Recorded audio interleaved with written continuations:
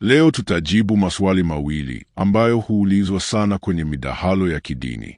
Swali la kwanza, Yesu alisema wapi katika Biblia kwamba yeye ni Mungu? Swali la pili, je, Yesu alitabiri ujio wa Muhammad kama msaidizi?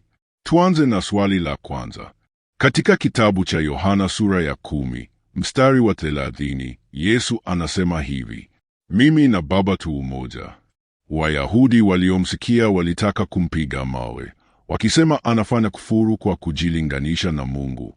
Hii inaonyesha wazi kuwa walielewa Yesu alikuwa anajifanya sawa na Mungu. Tena katika Yohana sura ya 8, mstari wa 58, Yesu anasema, kabla Abrahamu hajazaliwa, mimi niko. Hili ni tamko la kipekee.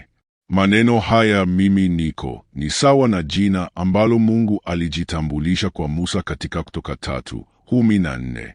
Mimi niko ambaye niko. Yesu hakusema tu kwamba alikuwa kabla ya Abrahamu, bali alitumia jina la Mungu mwenyewe.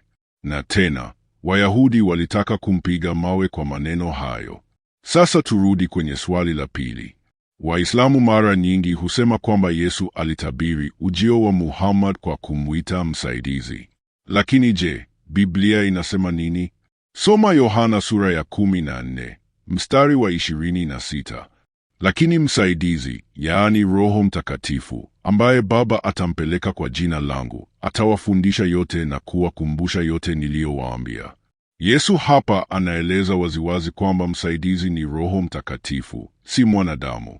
Tena katika Yohana 16, mstari wa 13, Yesu anasema, lakini atakapokuja huyo Roho wa kweli, atawaongoza katika kweli yote.